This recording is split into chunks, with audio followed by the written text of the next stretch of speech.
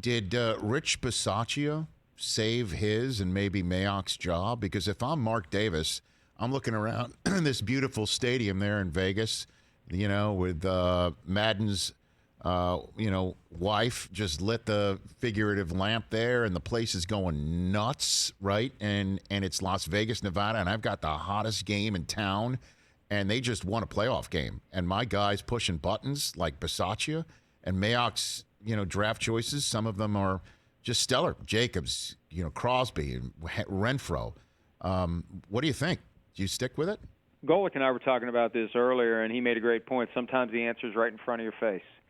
And when you consider the impact that their achievement of a playoff berth after everything they went through, the departure of John Gruden, the Henry Ruggs tragedy, the ups, the downs, the highs, the lows, the blowout loss to the Chiefs that was the low water mark, and then they win 4 in a row, and they fight and scratch and claw, and they face an unprecedented situation, literally unprecedented. Yes. I know we like to overhype things because it's what we do.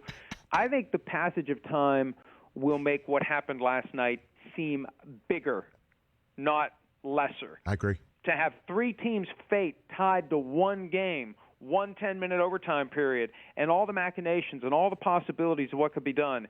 And I don't know how you, after what's happened to get to the playoffs, regardless of whether or not they beat the Bengals on Saturday, I don't know how you don't make Rich Bisaccia the coach now. And I've come a long way in 24 hours, but you mentioned the Vikings and the whole Kirk Cousins thing. I think back to what the Vikings did in 2017. Sam Bradford gets hurt. Case Keenum comes in. They go 13-3. They get to the brink of the Super Bowl, and then they throw Case Keenum out the door, and they pay all that money to Kirk Cousins. He goes to the playoffs once in 4 years.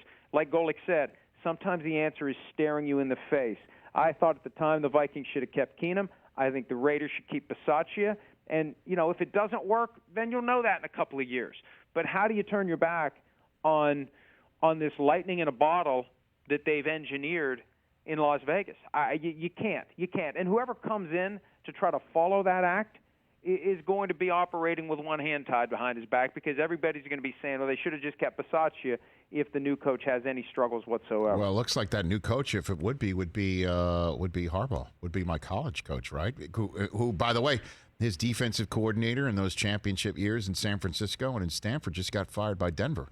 So, maybe that's what Mark Davis is thinking about. I don't know. Look, the buzz Rich had been building, and it was getting stronger and stronger. Jim Harbaugh to the Raiders.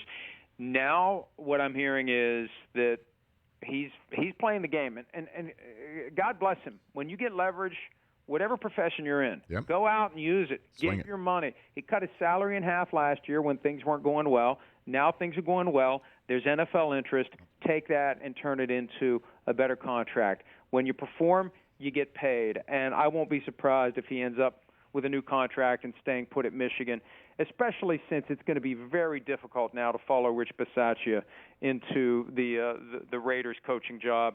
And I don't know, would the Bears be interested? Yeah. Would any of these teams be interested? Why wouldn't you be? He was 44-19-1 in 4 years with the 49ers. But it's definitely something that folks need to seriously consider. He can be a tough guy to get along with, but you know what? Most successful coaches are tough guys to get along with. Mike, thanks for the time. Hey, you watched all the way to the end. Thanks for that. Watch more right here.